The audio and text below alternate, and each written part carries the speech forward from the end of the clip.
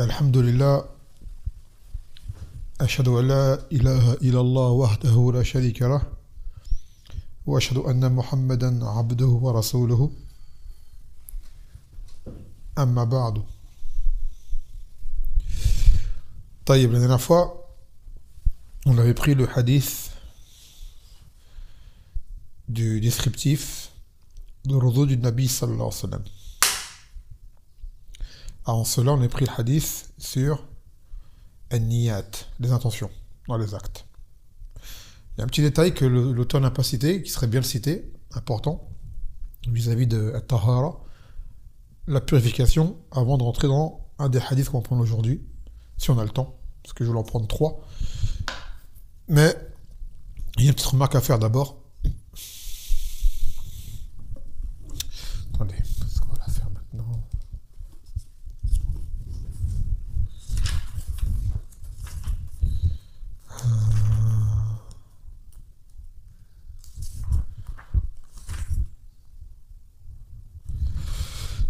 Les ablutions, on a pris le wudu,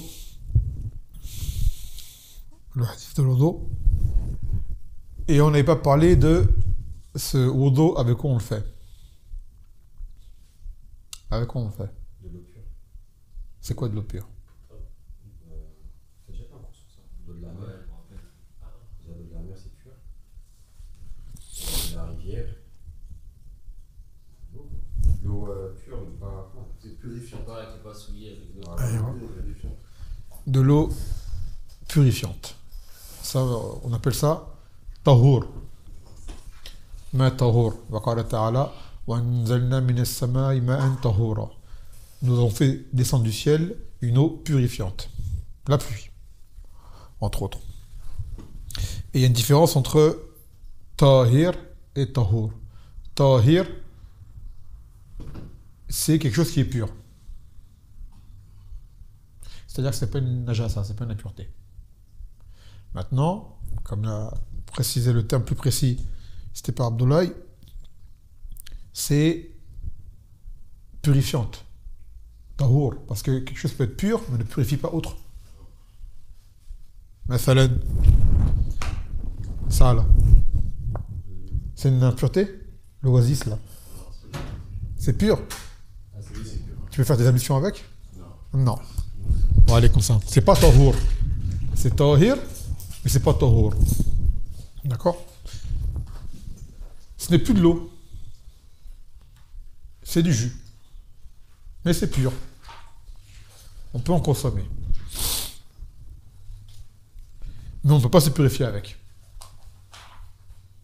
Et de l'eau qui de base est tahour devient une najasa lorsqu'elle est mélangée à une najasa qui change sa nature dans sa saveur, c'est-à-dire son goût, sa couleur, son odeur.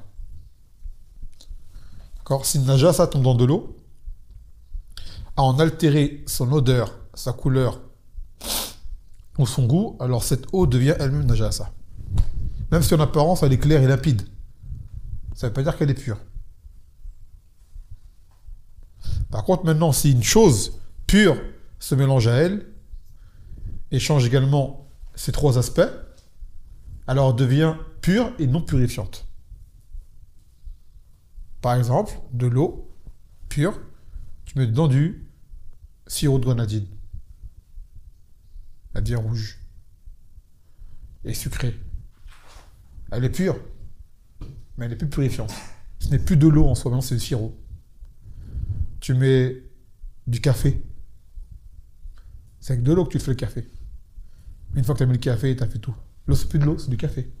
C'est pur, mais ce n'est plus purifiant. Elle est sortie de sa substance purifiante. Elle est pure, propre à la consommation. C'est du café, on boit du café, du thé, du jus, toutes ces choses-là. C'est pur, mais c'est pas tahour, c'est pas purifiant. Tu ne peux pas te purifier avec. À fond? Pareil. Donc ça, c'est un point important pour l'eau. Et des fois, tu as de l'eau qui se mélange à une chose qui est elle-même purifiante, et elle reste purifiante, comme par exemple avec de la terre. De l'eau qui se mélange à de la terre, elle est plus limpide. Elle devient un peu couleur terre. Et pourtant, tu peux faire tes ablutions avec. Parce que la terre, c'est également tahour. La terre, c'est purifiant également, comme on va le prendre, Inch'Allah Ta'ala. طيب. Donc, on avait pris les deux hadiths la dernière fois. أن الله لا يقبل صلاة أحدكم إذا أحدث حتى يتوضأ. Que Allah n'accepte pas la salat de l'un d'entre vous si jamais il fait un hadath, jusqu'à ce qu'il fasse ses ablutions. C'est quoi les 7 annulatifs des ablutions qu'on a pris la dernière fois? Alors, c'est tout ce qui sort par Les orifices. les orifices. Quels orifices? Le nez, les oreilles. Devant et derrière. Le nez, c'est devant. Ce qui sort du nez, ça annule les ablutions. Non, mais les parties génitales. Voilà, précise. Tu dis des orifices comme ça, dans l'absolu. Les orifices dans le corps, on en a plusieurs. Les parties génitales Voilà. de l'homme et de la femme. Naam, Et derrière aussi. naam. Le sommeil profond. Sommeil profond. La viande de chameau. La viande de chameau sur la vie authentique. Il y a un khilaf sur la viande de chameau, mais le hadith en lui-même, il explicite. Naam. Il y en a 4 là. Il y a 3. J'en ai 3.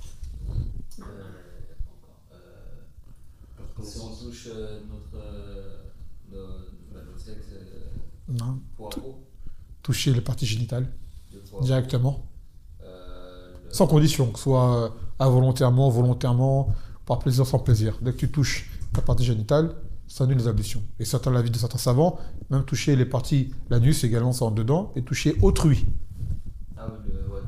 Autrui. Sa femme. Il y a des ulama qui disent que même toucher autrui, les parties d'autrui, ça annule les ablutions. Non. Quand il y a un tas d'attrité, Bah c'est ça. j'ai dit non, mais j'ai dit ça. Leur connaissance. Perte de connaissance, perte de raison, quoi. Non. Hmm. C'est simple. Il en reste 2. Ouais, la janaba et. Janaba. Et l'apostasie. Ahsant. Ahsantum. Ensuite, on a pris le hadith de Othman qui a décrit l'ozo de façon générale du Nabi sallallahu alayhi wa sallam. طيب الآن نأخذ حديث الرابع والعشرين 24e حديث qui est le 4e de ce chapitre.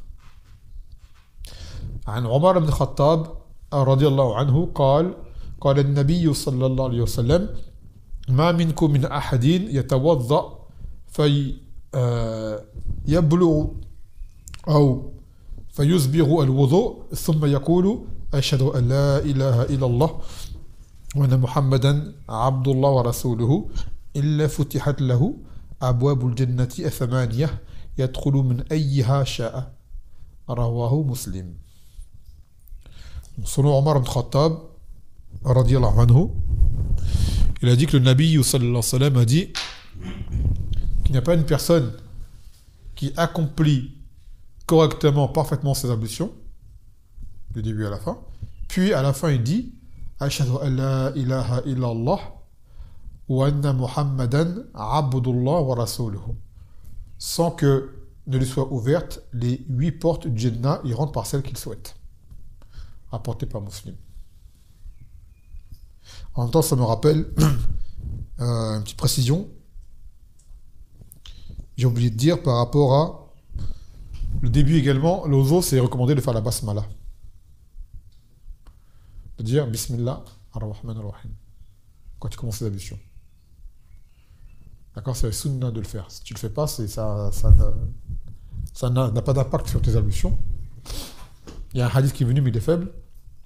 Mais sinon, c'est sunna de le faire, de le dire. Tout comme il est une sunna mu'akkada recommandée de faire ce zikr après l'ozo. Mais il y a un grand mérite derrière. C'est un acte très simple à faire, d'accord, qui demande peu d'efforts et qui peut apporter une très grande récompense. Taïb. Bon, le hadith en lui-même, alhamdoulilah, il est assez clair. Et on y voit que le Jannah a 8 portes.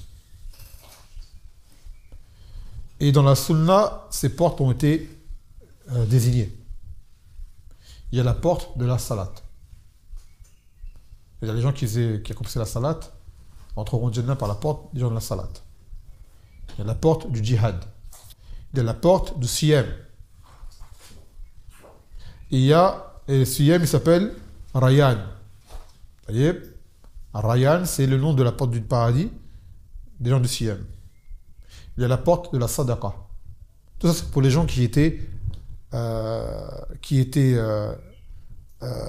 comment dire, que ça donnait beaucoup à cette adoration-là. Ceux qui étaient très généreux, qui faisaient beaucoup de Sadaqa, ils auront le mérite de rentrer par la porte des Sadaqa. Ceux qui faisaient beaucoup de Siyam auront le mérite de rentrer par la porte de Siyam, et ainsi de suite. Il y a Bab al-Ayman, comme dans le hadith al-Shafa'a. Et il y a le Bab La hawla wa la quwwata illa billah. Car il a dit le Nabi sallallahu alayhi wa sallam à Abu Hurayra, Ala adulluka ala bab min abwab al-jannah, la hawla wa la quwwata illa billah. Il a dit, ne vais-je pas t'indiquer une porte parmi les portes du paradis? Puis il a cité ce dhikr qui est la hawla wa la quwwata illa billah, que rien ne peut s'établir comme changement, comme amélioration, si ce n'est par la force d'Allah.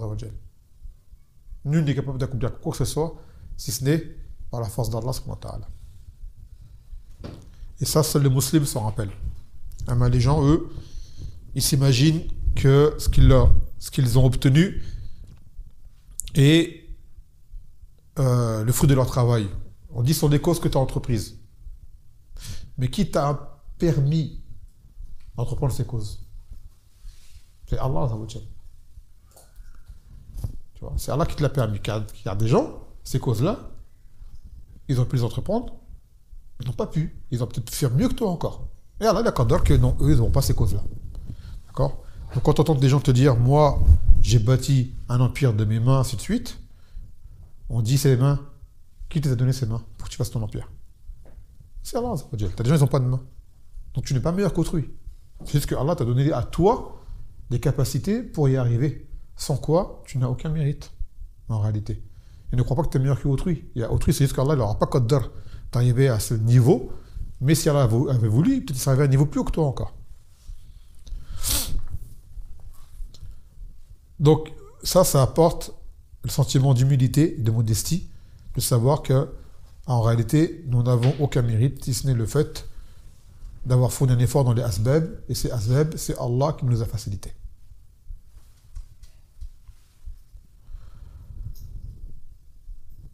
Donc ce zikr est parmi les asbab qui permettent de rentrer au Jannah parmi les 8 portes. Il y a un sahabi à qui le Nabi sallallahu alayhi wa sallam dit qu'il entrera par la porte qu'il veut. Les 8 portes du Jannah, c'est qui? C'est facile à savoir. Un qui a été nommé en tout cas. Abu Bakr. Abu Bakr, il rentre par la porte qu'il veut. Après, sûrement d'autres, mais lui, il a été nommé. D'accord, un hadith spécifique l'a nommé. يقول الشرح الإجمالي حث النبي صلى الله عليه وسلم أمته على إتمام الوضوء وتحسينه ورغب على قول الشهادتين عقيب الوضوء إشارة إلى إخلاص العمل لله وطهارة القلب من الشرك والرياء بعد طهارة الأعضاء من الحدث والخبث وأن من جمع بين الأمرين هذا فضلا عظيما وثوابا جزيلا ودخول الجنة من أي أبوابها 8 شاء. Le Nabi sallallahu alayhi wa sallam a encouragé à parfaire les ablutions, les faire correctement, ne pas les bâcler, ne pas se précipiter, et également le contraire, ne pas être fainéant, les faire comme il se doit, de façon complète. Et il a incité à prononcer les 2 attestations après avoir fait ses ablutions, pour indiquer justement un rappel de la niya, qui doit rester sincère pour Allah subhanahu wa ta'ala. C'est-à-dire qu'après qu'on ait purifié nos membres, nos organes, nos membres, on va dire plutôt, de la souillure mineure pour les adorations, et également on purifie le cœur de la souillure majeure qui peut être le shirk, ostentation, ce qui s'ensuit, en se rappelant de la ilaha illallah et de Muhammad Rasulullah.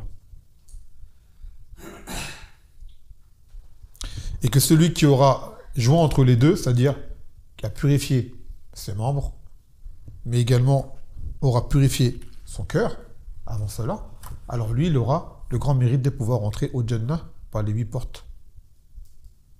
Et sachez que tout hadith qui amène a une promesse de rentrer au Jannah, tous est basé sur le tawhid. Toujours. Même si ce n'est pas cité forcément, le tawhid n'est promis, enfin, le Jannah n'est promis qu'aux gens de tawhid. Toujours. يقول فوائد الحديث فضيلة الوضوء وما يترتب عليه من ثواب الجزيل. Donc maintenant ça montre le mérite des ablutions et ce qu'elle occasionne comme récompense. Grande récompense. ثانيا الحث على إسباغ الوضوء وإتمامه. Et cela également nous encourage à parfaire les ablutions, à bien les faire, comme il se doit. ثالثا مشروعية قول هذا الذكر أشهد أن لا إله إلا الله وحده لا شريك له وأشهد أن محمدا عبده ورسوله عقب الوضوء. Et qu'il est légiféré de faire ce zikr après les ablutions, les deux shahada. رابعا إثبات وجود الجنة وأبوابها ثمانية وتخيير في الدخول من أبوابها لصاحب العمل الفاضل مما طهر ظاهر باطنه.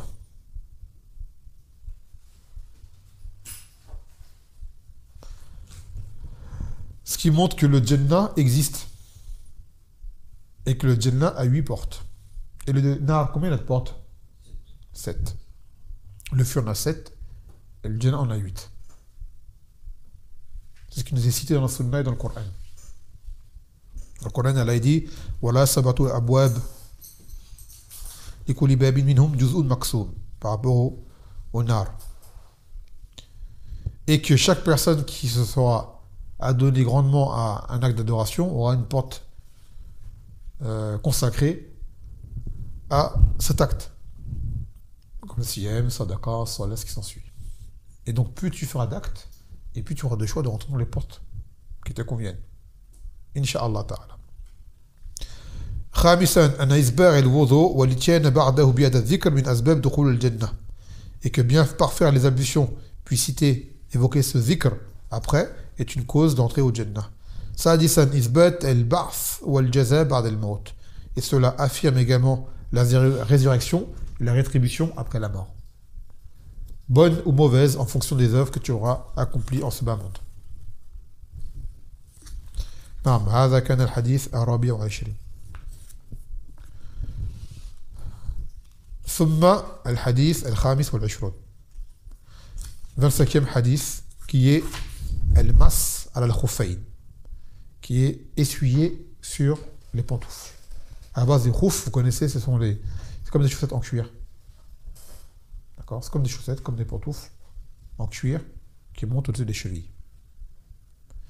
Et prend le jugement de ces khouf, les chaussettes, les chaussures.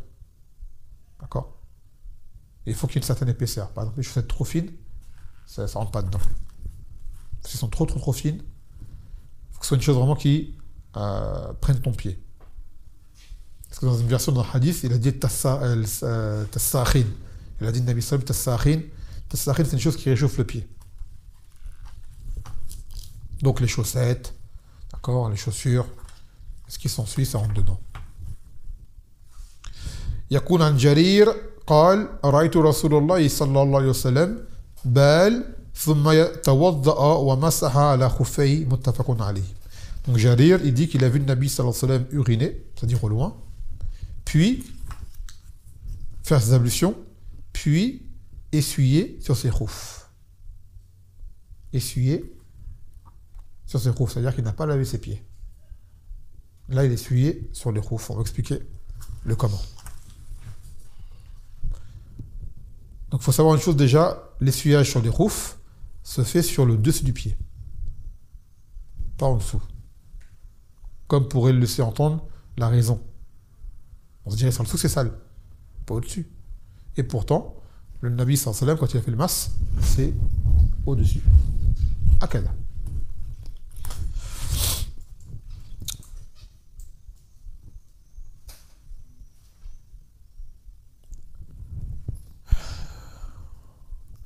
يقول في الشرح الإجمالي يخبر الصحابة طيب جرير on a déjà cité un peu de sa tarjama dans un autre hadith dans les durus précédents. يخبر الصحابي الجليل جرير ابن عبد الله البجلي رضي الله عنه أنه رأى النبي صلى الله عليه وسلم بعد أن قضى حاجته توضأ هو ولابس خفيه. Donc Jarir Afwan dit avoir vu le Nabi sallallahu alayhi wa sallam avoir accompli ses besoins alors qu'il portait des khuf. ثم مسح عليهما وكان يعجبهم. حديث جرير لأنه أسلم بعد نزول المائدة. فاستعمال جرير للمسح على الخفين بعد نزول المائدة يدل على أن المسح غير منسوخ بل هو سنة ويشترط للمسح على الخفين سيأتي. Et ce hadith apporté par Jarir est un homme qui s'est converti à l'islam après Surat al-Ma'idah. Surat al-Ma'idah, c'est celle dans laquelle on a le verset qu'on a cité au début du chapitre qui décrit les ablutions dans le Coran. Ya ayyuhallazina amanu idha qumtum lis-salat طيب فامسحوا بوجوهكم وأيديكم للكعبين أي للمرافق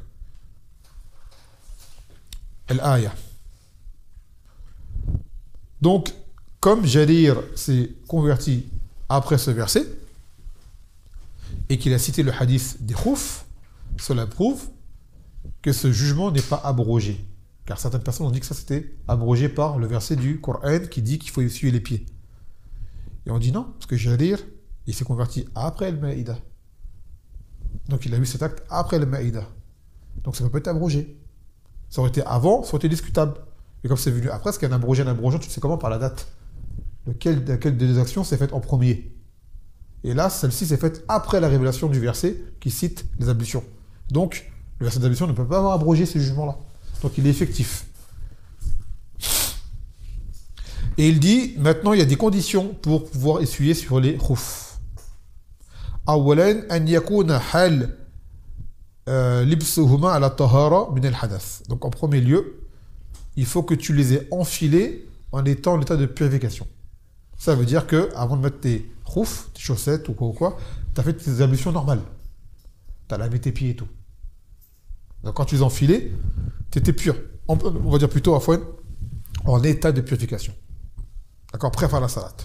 Et tu as enfilé tes chaussettes ou tes khouf ou tes chaussures hautes. ثانيا أن يكون المس في المدة المحددة شرعا 3 أيام ولياليهن للمسافر ويوما وليلة للمقيم. Et également il y a un temps décrété permettant l'essuyage sur ces chaussettes. Celui qui est en voyage, il a droit à 3 jours, 3 nuits. Comme ça l'avait dit dans un hadith de Ali, je crois, et le hadith de Safwan ibn Assal. Il a dit que le Nabi sallallahu alayhi wa sallam leur a ordonné, lorsqu'ils étaient en voyage, d'accord, de ne pas retirer leurs chaussures pendant 3 jours et 3 nuits et d'essuyer par-dessus. Et ça, c'est pour le hadith al-asghar, pour la souillure mineure. Donc, toutes les choses qui annulent les ablutions, d'accord, hormis la janaba et hormis la ridda, d'accord, quand tu fais tes ablutions, pendant 3 jours et 3 nuits, tu peux passer sur essuyer tout simplement directement sur tes chaussettes ou tes khouf ou tes chaussures. Et le muqim, le résident, il a droit à 1 jour et 1 nuit, c'est-à-dire 24 heures. Min mata yabda at-tawqit ya Khana? C'est 1 jour et 1 nuit à partir de quand? À partir de la première fois en Non. À partir du premier moment où tu essuies dessus, tu comptes 1 jour. C'est pas à partir du moment où tu les as mises. C'est à partir du premier essuyage que tu as fait dessus, tu comptes 1 jour. Par exemple, tu as fait tes ablutions avant le Fajr. Tu as enfilé tes chaussettes. D'accord? Tu as fait ton Fajr. Après, tu as fait ta vie, tu as été aux toilettes, tu as fait une sieste ou quoi. Le Zohr, il vient. Tu as gardé tes chaussettes avec toi, tu ne les as pas enlevées.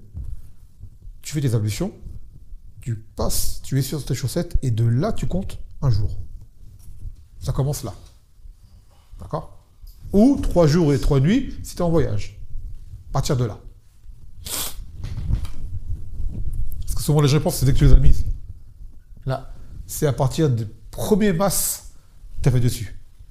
Il se peut même que tu les aies misophageux et que jusqu'au Maghreb, tu es resté avec les mêmes ablutions. Et au Maghreb, tu es essuyé dessus. À partir du Maghreb, tu comptes 24 heures. Allez, à partir du premier essuyage que tu as fait, tu comptes 24 heures.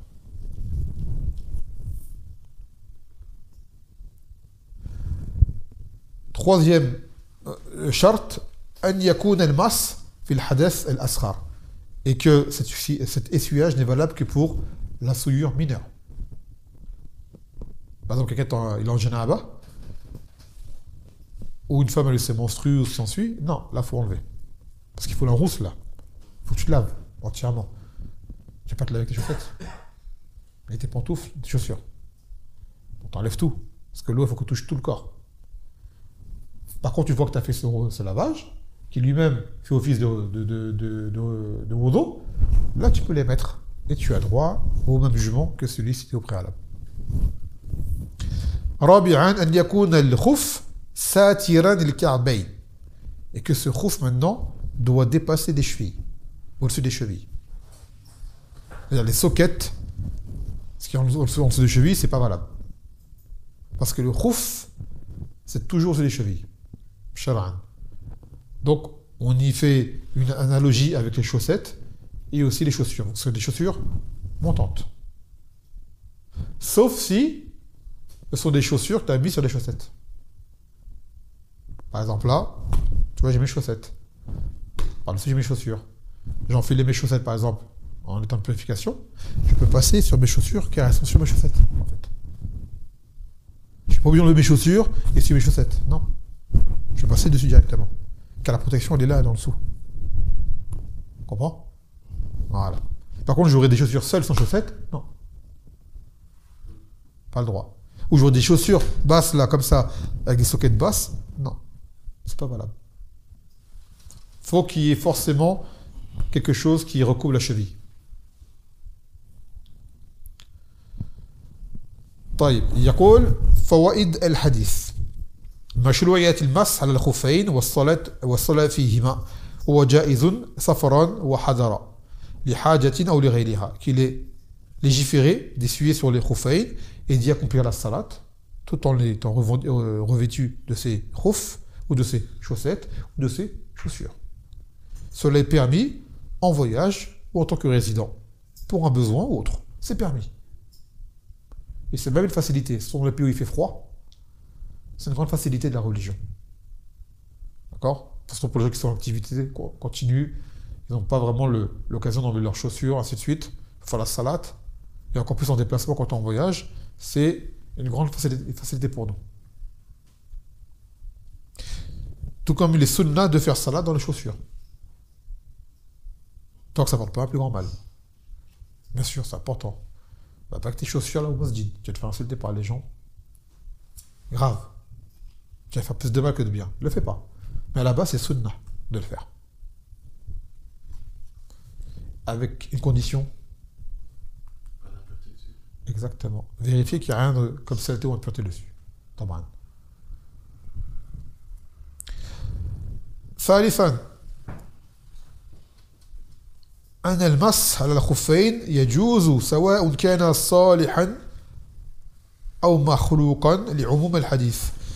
Et que ces khuf ou chaussettes ou autres, il est permis d'essuyer dessus même s'ils sont troués. D'accord? Même s'il y a des trous dedans, là, ici, là, par-ci, par-là, tu as le droit. Car Cheikh al-Islam, il a dit qu'il est certain que les Sahaba, ils avaient des vêtements qui étaient déchirés. Avec tout ce qu'ils faisaient comme activité, le plus loin qu'ils avaient. D'accord? Et des fois, ils avaient comme des bandes qui mettaient autour de leurs pieds. C'est le tassahil qu'il faut faire de chaussettes. Ils marchaient avec, sans sandales ni rien, ça se déchirait. Et pourtant, ils le mettent dessus. Maintenant, il ne faut pas que ce soit déchiqueté. D'accord? Il faut qu'il y ait plus de matière qu'elle soit absente. C'est sûr et certain. Mais si t'as un trou là, t'as un trou là, t'as un trou là, mayadour. D'accord? Ça n'empêche pas de faire la chose.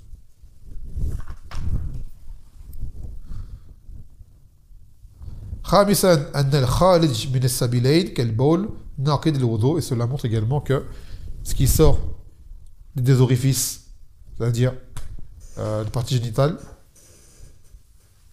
ou même l'anus, comme on l'a dit au début, postérieur, ça annule les ablutions, car dans le hadith, il dit que le Nabi sallallahu alayhi wa sallam a uriné, puis a fait les ablutions. Donc, c'est parmi les nombreuses preuves qui montrent que le fait d'uriner, ça annule les ablutions. Et d'autres qu'on dit là comme jument, c'est pour hommes et femmes. Parce qu'à la base, c'est l'ishtirak, fait l'hakam. La base entre l'homme et la femme, c'est que c'est les mêmes juments. Donc on n'a pas une chose qui différencie entre les deux. Donc tout ce qu'on a dit là, c'est valable pour la femme également.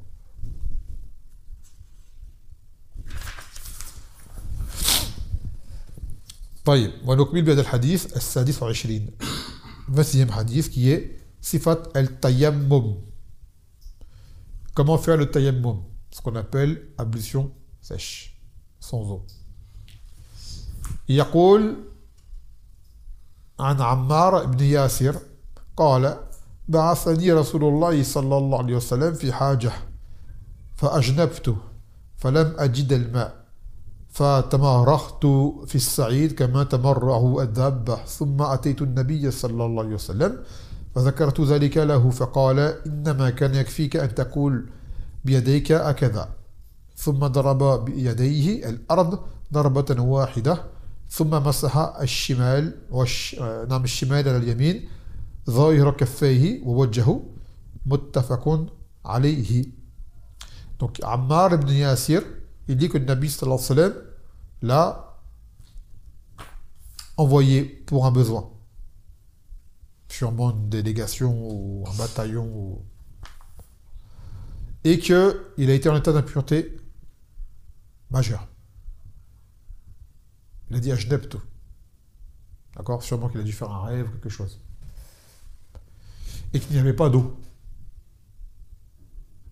pour faire les ablutions. Donc il a dit, je me suis roulé par terre comme le fait un animal.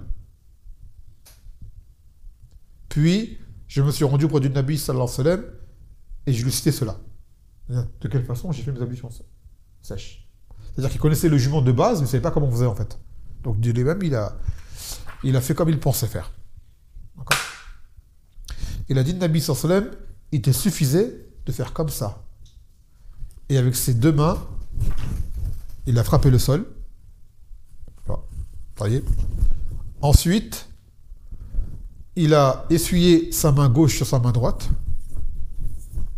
Comme ça. Puis son visage une fois. Tout cela une seule fois. Voyez. Darba. Tu essuies la main gauche sur la main droite. C'est-à-dire la paume sur le dos de la main. Tu essuies. Puis le visage, avec les deux mains. C'est tout. Aussi simple que ça. Donc le rapporteur, c'est Ammar ibn Yasir, ibn Amir, ibn Malik, Abu Yaqzan, Al-Ansi, Al-Makki. Et il est parmi les premiers à s'être converti à l'islam. Et il était parmi les gens qui ont participé à Fouane à Badr. Et sa mère, c'est Soumeya.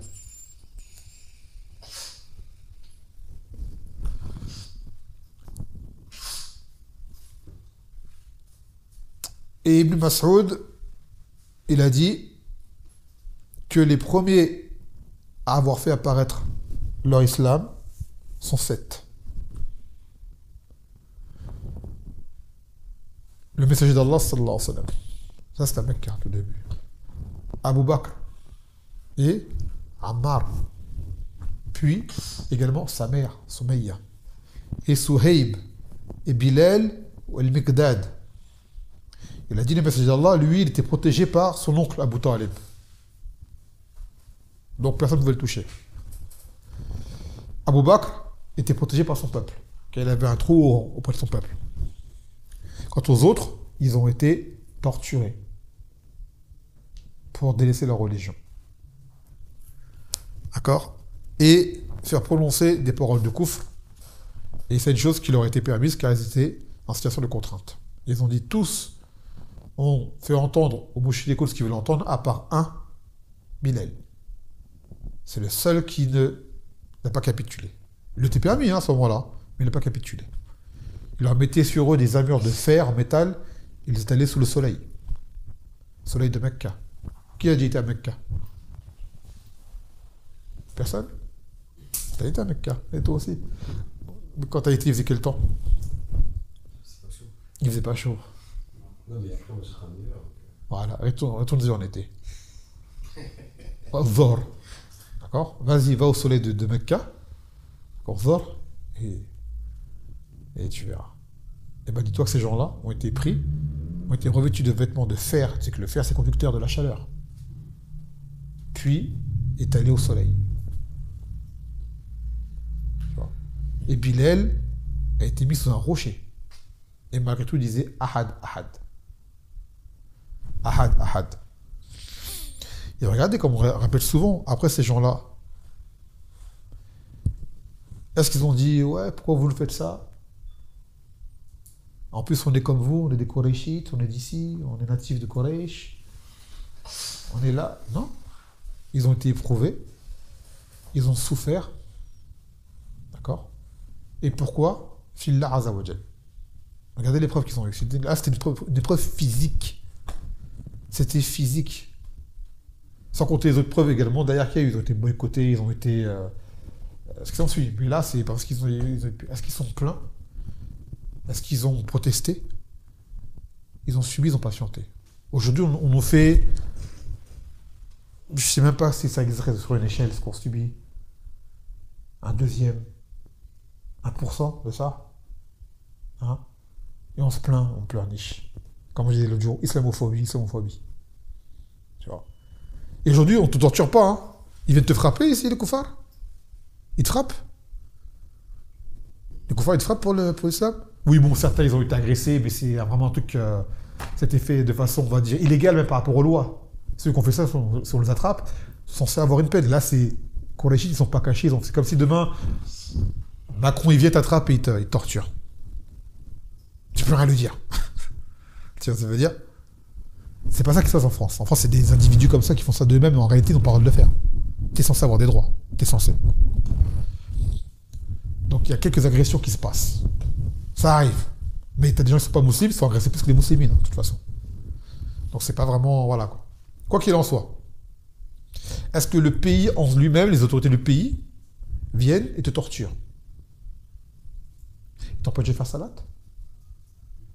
Ils t'empêchent de faire ton hajj? Ils t'empêchent de payer ta zakat? Ils t'empêchent de dire la ilaha illallah? Ils peuvent avoir peur quand tu dis Allahu Akbar. Mais ils ne te l'empêchent pas. D'accord? Qu'est-ce qu'ils font? Qu'est-ce qu'ils te font en fait? Ils te font quoi en fait ici? Concrètement. Ah, donne-moi un exemple. Comment ils te persécutent? L'argent. T'es discriminé? Ouais, discriminé. Voilà, discriminé. C'est...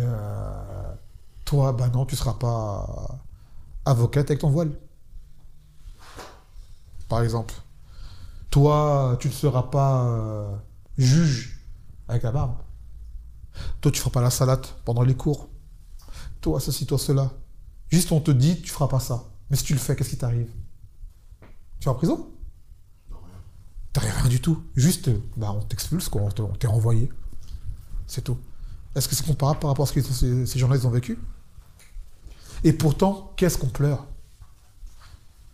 Qu'est-ce qu'on est des victimes? Qu'est-ce qu'on souffre? C'est horrible. Attention, je ne dis pas qu'il n'y a pas d'injustice. C'est injuste. Mais par rapport au premier, ce qu'on subit, c'est vraiment... C'est du jeu, quoi. Tu vois? C'est du jeu. Ça, je dis qu'à chaque fois qu'il faut qu'on se rappelle qui étaient ces gens-là, que Allah, dans son livre, il a vanté, qui étaient auprès du Nabi sallallahu alayhi wa sallam, et qu'est-ce qu'ils ont subi, qu'est-ce qu'ils ont vécu par rapport à nous. Et aujourd'hui, nous, on se plaint. On se plaint tout le temps. D'accord? Et ces gens-là, ils ont fait quoi après, quand ils étaient à bout? Qu'est-ce qu'ils ont fait?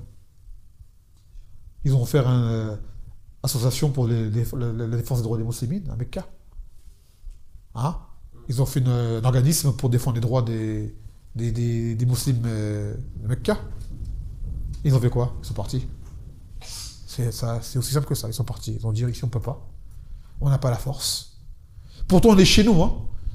Puisque la plupart d'entre nous ici, on est tous d'origine étrangère. Toi, t'es algérien, on va dire, ouais, je suis né en France. Ouais, mais tes parents, ils sont pas nés en France. Toi, t'es sénégalais, tes parents, ils sont pas nés en France. Toi, t'es malien, tes parents, ils viennent du Mali. Toi, t'es tunisien, ils viennent de Tunisie. Toi, t'es ainsi de suite. Donc, tes origines ne sont même pas du pays. Eux, ce sont des purs arabes, des purs mécois. C'est leur terre natale, ancestrale, du père, du grand-père. Ils ont tous leur lignée, hein. Des arabes de Mecca. Nous, non. Même moi, hein, je suis français, je suis martiniquais. Hein. Mes origines, elles sont là-bas. On a fait une escale par les Caraïbes.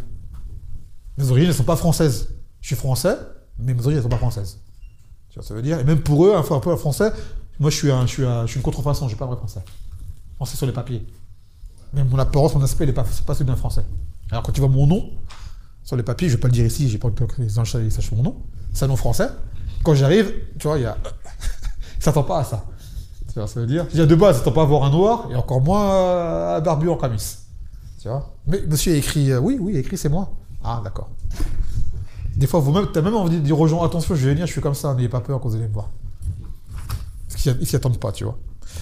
Petite parenthèse. Donc, pour dire, regardez, nous, qu'est-ce qu'on vit, qu'est-ce qu'eux, ils ont vécu, et comment nous, on réagit. Et après, on dit, on veut la victoire. Tu vois. Il n'y aura pas de victoire. Déjà, les victoires, c'est pour les gens forts. Pour ceux qui patientent. Dans le Coran, elle a dit, Ya ayyuhallazina amanu, sbiru wa sabiru rabitu wa taqullaha la'alakum tuflihun. Ô vous qui avez cru, patientez, armez-vous de patience et craignez Allah afin que vous réussissiez. Patientez, maintenez-vous, craignez Allah afin que vous réussissiez. Aujourd'hui, on ne patiente pas, on ne se maintient pas, on désobéit à Allah Azza wa Jal, et après on veut être secouru. On n'a rien compris. On dit va à droite, on va à gauche. On dit lève-toi, nous on s'assoit. On dit tais-toi, nous on parle. Tu vois. Et quand on dit aux gens de faire des causes, non, mais on fait rien, il faut se bouger, il faut faire quelque chose. Faire quelque chose, nous faire ce qu'Allah veut qu'on fasse. Parce que nous, on s'imagine. Tu vois. Donc aller crier, aller faire des organismes, ça ne sert à rien, ça. Ça va t'aider d'une façon partielle sur un point, mais on va aider à faire plus de mal qu'autre chose. Et les solutions concrètes, shad'iyya, les gens, ils en rigolent aujourd'hui. Quand tu leur dis de la solution, ouais, mais vas-y, toi aussi, arrête. Tu vois. Et c'est une forme de diffamation de la religion. Tu vois. Et c'est pour ça que je dis qu'en réalité, je le répète souvent, les vrais islamophobes, c'est les musulmans eux-mêmes aujourd'hui. Tu vois, les gens ils sont là-haut islamophobiques, le jour où tu dis, ben, l'islam, il faut faire ça, ça, ça. Non, mais non. C'est toi qui es islamophobe en fait. Là. Parce que l'islam te dit de faire, tu ne veux pas le faire, t'aimes pas. Quand on te dit faire la hijra, non, bah, t'es islamophobe alors en réalité. Selon ton raisonnement, c'est ça que l'islam te dit de faire, tu ne veux pas le faire. T'aimes pas, c'est toi l'islamophobe. Quand on te donne un jugement shad'i, tu ne veux pas le faire, tu ne l'aimes pas, c'est toi l'islamophobe. Le kafir, lui, il dit, moi, je suis pas musulman de base. Ça ne me concerne pas. Mais toi, en tant que musulman, tu ne veux pas obéir. Quand on te dit un jugement shad'i avec le dalil, tu ne veux pas l'accepter, tu rigoles même, ils se moquent de toi, ou ils te font des blagues, des sous-entendus, tu dis, c'est qui l'islamophobe maintenant, là, selon ton raisonnement? C'est toi.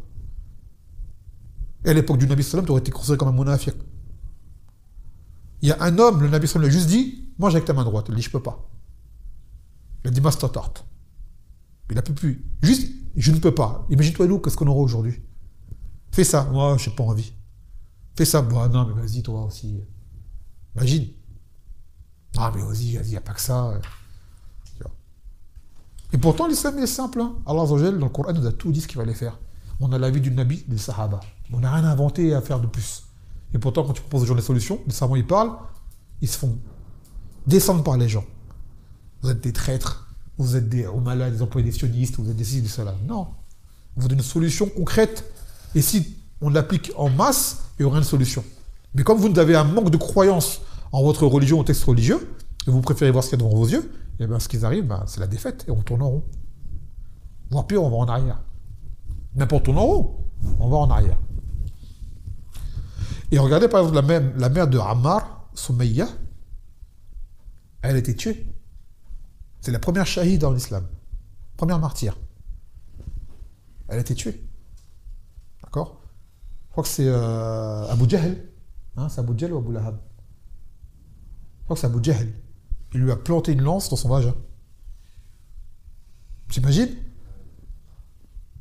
Aujourd'hui, on fait juste un petit truc à une sœur, laisse tomber, elle hurle au scandale, je vais faire un procès, kaza.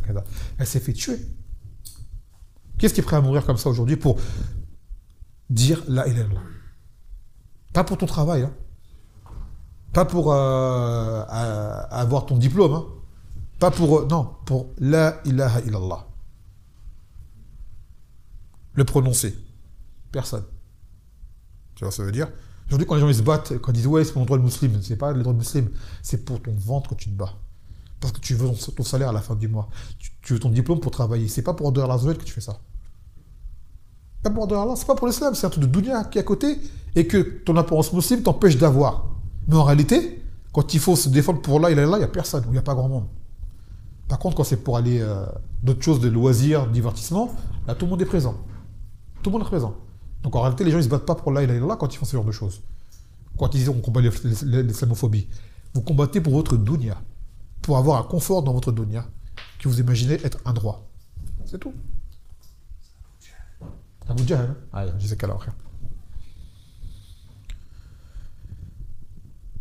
Ya layt fahimna hada. Wallah, tant qu'on n'aura pas compris ça, on vous dit, on va pas avancer. On va pas avancer tant qu'on n'a pas compris ça. Donc ne pas prendre l'islam comme prétexte et appeler à l'islamophobie, alors qu'en réalité, ce qu'on défend, c'est notre envie de confort. Notre envie de confort, en fait. Et se rappeler toujours qui étaient ces gens-là, qu'est-ce qu'ils ont vécu, qu'est-ce qu'ils ont subi.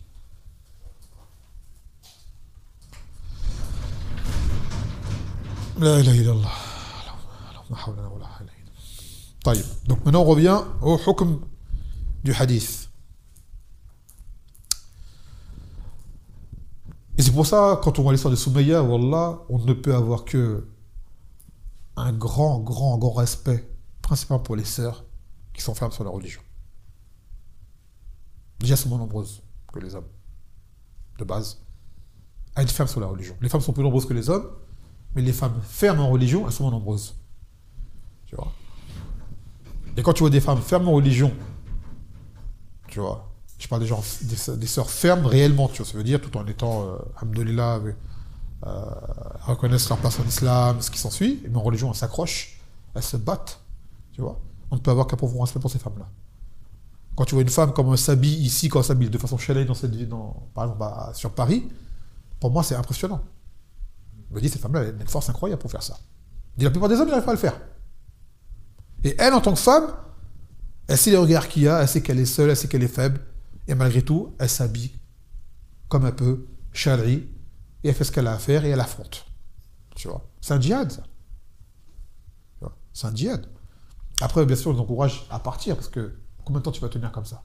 On est tous faibles, l'être humain. Au bout d'un moment, tu craques, tu as des faiblesses, ainsi de suite.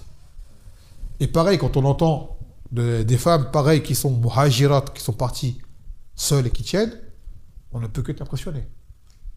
Parce que c'est plus dur pour elle que pour un homme. L'homme est débrouillard, il peut se dire, la femme est toute seule. Tu vois. Moi, je n'encourage pas les femmes aux femmes partir toutes seules aujourd'hui. C'est très difficile. Mais celle qui le fait, qui tient, franchement, on ne peut avoir qu'un grand respect pour elle. Car c'est vraiment, ça, c'est un djihad. Tu vois. C'est ce genre de personnes. On se dit, demain, il y a une vraie action à faire en islam, elles sont là, ces femmes-là. Elles ont montré de leur apparence une preuve que physiquement, financièrement et moralement, elles sont là. Elles sont là. Elles ont commencé ici et elles sont parties quand même. Ou celles qui mettent la pression à leur mari vont partir. Pareil. Concrètement, tu vois. Elle dit, écoute, emmène-moi où tu veux, emmène-moi. Ah, on reste plus ici, on peut plus. Tu vois. Respect. Et après, quand tu vois que c'est l'homme qui traîne la patte, on dit, ah là, c'est ta femme là c'est la meneuse, religieusement parlant. Et en plus, quand tu es une femme comme ça, qui t'encourage, qui t'emmène à aller de l'avant, pour te préserver en religion, eh ben, crois-moi bien que Allah te donne un trésor. Tu vois, tu as un trésor. Malheureusement, que peu de mes serviteurs sont reconnaissants. Et je parle là de vraies femmes, hein, des femmes qui sont machallah, qui sont fortes, qui supportent, pas celles qui se plaignent tout le temps, qui se lamentent tout le temps, qui se victimisent tout le temps ou quoi. Des femmes fortes en religion. Tu vois, et fortes mais humbles. Parce que tu as aussi, elles se croient fortes et elles se mettent plus haut qu'elles ne le sont. Mais un jour, l'épreuve vient et tu te rends compte qu'en fait, cette force-là, elle était surtout sur la langue, pas dans l'accomplissement. Et t'en as, elles sont fortes, mais elles sont humbles. Discrètes et tout, mais elles sont fortes en religion. Et ces femmes-là, on peut avoir qu'un grand respect pour elles. يقول طيب, pour revenir au hukm du hadith, bon, avec la traduction, j'ai déjà expliqué le sens approximatif. يقول الشرح الإجمالي يحدث عمار بن ياسر أن النبي صلى الله عليه وسلم أرسله في حاجة في سرية فأصابته عليه جنابة ولم يكن يعرف كيفية التيمم منها فظن أن التيمم له يستوعب جميع البدن كالاغتسال بالماء فتمرغ على الأرض يشمل التراب جميع جسده فلما قدم على النبي صلى الله عليه وسلم أخبره بما صنع ليعرف أكان صوابا ما فعله أم أخطأ أم خطأ عفوا فبين له النبي صلى الله عليه وسلم الصواب وأنه كان يكفيه أن يضرب الأرض بيديه ضربة واحدة فيمسح باطن كفيه باليمنى بشماله وظاهر كفيه ووجهه. Donc il y a Ammar, il a informé que le Nabi sallam l'a envoyé en voyage. Apparemment c'est dans un bataillon. Et que là il a eu une janaba, comme on l'expliquait. Et qu'il ne savait pas comment faire le tayammum. Il savait qu'il y avait le tayammum à faire, mais il ne savait pas comment le faire. Et comme de base, quand tu es en janaba, la base c'est quoi? C'est que tu dois te laver et que l'eau touche tout ton corps. Il s'est dit, ça va être pareil avec la terre, elle doit toucher tout mon corps. Il a fait un PS. Donc il s'est roulé par terre. D'accord? Pour que la terre touche tout son corps. Puis, comme il ne savait pas vraiment s'il n'avait pas de dalil, il voulait être sûr que ce qu'il avait fait était correct, il est parti voir le Nabi sallam, il l'a interrogé, ce qu'il a fait. Est-ce que c'était correct? Et là, le Nabi sallam lui a enseigné la vraie façon de faire le tayammum, qui est plus simple que cela, en frappant ses deux mains au sol ensemble, frottant la main gauche sur la droite, puis le visage une fois. Il a dit cela suffit. Cela suffit. Donc là, ça nous a appris tayammum, comment on le fait. Car souvent les gens ils imaginent la chose immense. Elle est très simple. Elle est très simple. يقول مشروع طيب فوائد الحديث مشروعية التيمم لعدم وجود الماء qu'il est légiféré d'utiliser le tayammum lorsqu'on n'a pas d'eau. Le tayammum on le fait que dans certaines conditions. Quand il n'y a pas d'eau. Ou lorsque utiliser de l'eau nous est nuisible. Malade, blessé. D'accord? Si jamais tu utilises de l'eau, ta blessure, elle va s'amplifier. Si tu es malade, ta maladie ça va augmenter. Et ainsi de suite. Ou tu es quelqu'un, tu sais que de base, tu es une personne qui est fragile au point de vue santé, et tu sais que l'eau, par exemple, il fait très froid.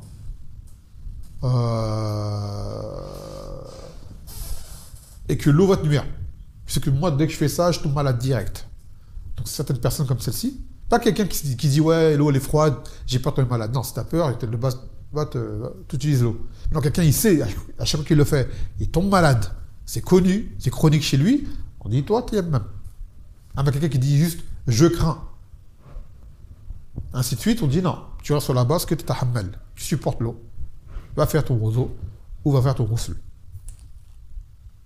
Donc, soit il n'y a pas d'eau, ou alors l'eau est présente mais tu ne peux l'utiliser. ثانيا أن الأعضاء الطهارة في التيمم الوجه والكفان فقط. Que les deux membres pour le tayammum c'est les deux mains et le visage, c'est tout. Les deux mains et le visage. ثالثا جواز التيمم من الجنابة إذا لم يجد الماء. Qu'il est permis de faire le tayammum pour quelqu'un qui est en état de souillure majeure. Janaba. Et la salat elle vient. D'accord? Il fait le tayammum. Une femme par exemple pareil, elle s'est menstruée, elle s'est purifiée, elle n'a pas d'eau. Il faut qu'elle fasse salat. Elle fait le tayammum. رابعا أن التيمم يكفي فيه ضربة واحدة للوجه والكفين. Le tayammum ça suffit juste un coup par terre. Quand on dit un coup, c'est pas. C'est. D'accord? Bah, tu frottes, visage, c'est fini. خامسا أن الترتيب بين الوجه والكفين في التيمم غير واجب. Et que l'ordre cité là dans le hadith n'est pas obligatoire. Quand dans le hadith, c'est venu qu'il a fait d'abord le visage, il a soufflé, il a fait son visage après ses mains. Et dans le hadith, c'était les mains après le visage. Donc tu peux faire l'un ou l'autre. سادسا أن المجتهد إذا أخطأ في محل الاجتهاد لم يجب عليه الإعادة. que celui qui fait un ijtihad dans une question, qui se trompe, mais qu'il était en mesure, c'est-à-dire qu'il n'avait pas le choix que l'ijtihad, s'il se trompe, il n'a pas recommencé. Par exemple, lui, le Nabi, ça ne lui a pas dit recommence. Tayammum. Parce qu'il ne pouvait pas faire autrement aussi. Alors que des fois, les gens font l'ijtihad alors qu'ils peuvent demander. Lui, c'est quelqu'un, il était à un moment, il était seul, il n'y avait personne avec lui, il fait ce qu'il avait à faire, et il a fait ce qu'il avait à faire. Mais après, il a vérifié. سابعا سؤال أهل العلم عما أشكل على الإنسان في أمر دينه, et que la personne doit interroger les gens de science lorsqu'il lui pose problème dans les choses qui touchent à sa religion. ثامنا أن التيمم للحدث الأكبر كالتيمم للحدث الأصغر في الصفات والأحكام, et que le tayammum, il est pareil que ce soit pour grande souillure majeure ou mineure. C'est la même chose. Maintenant, il y a un khilaf qui existe sur le ulama. Avec quoi tu fais tayammum? Avec quoi? D'accord? Le qawl principal, et qui selon moi est correct, c'est la terre. D'accord? La terre. Tout ce qui est terre poussiéreux par terre. La terre comme le sable, tout ça. Parce que dans un hadith, il dit le Nabi sallallahu alayhi wa sallam, جُعِلَتْ لِي الْأَرْض كُلُّهَا طَهُورًا. Et dans une version, il a rajouté turbatuha, que toute la terre m'a été rendue comme chose purifiante. Il a dit, et sa terre. Et turba, c'est turab, le turab, c'est la terre. Donc le hadith était rajouté turbatuha. D'autres ulama ils disent par rapport au verset,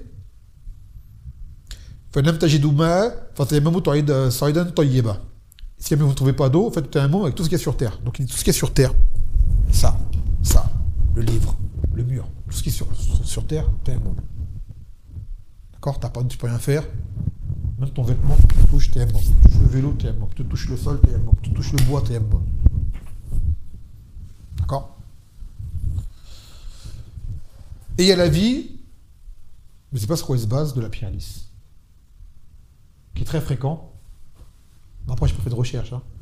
Que les gens disent quand tu pars, prends une pierre avec toi. Et tu prends une pierre lisse, tu fais tayammum avec. Cet avis-là, je ne sais pas c'est quoi son origine. Il est connu, hein. Il est répandu chez beaucoup de gens, mais je ne sais pas sur quoi il se base. Surtout que la vie de tout ce qui est sur terre suffit à la base. Sur la vie où tu touches tout ce qui est sur terre, par 20 pierres, tout ce qui est là, ça te suffit pour faire tayammum. Allah alam. Après, c'est une masala qui demande plus de recherche, mais selon l'apparent des hadiths, c'est la terre. D'accord? C'est la terre. Allahu ta'ala alam.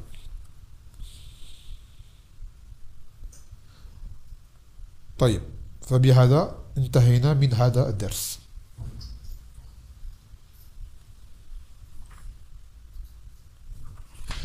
نكتفي بهذا القدر فسبحانك وبحمدك لا إله إلا أنت أستغفرك وأتوب إليك. السلام عليكم ورحمة الله وبركاته.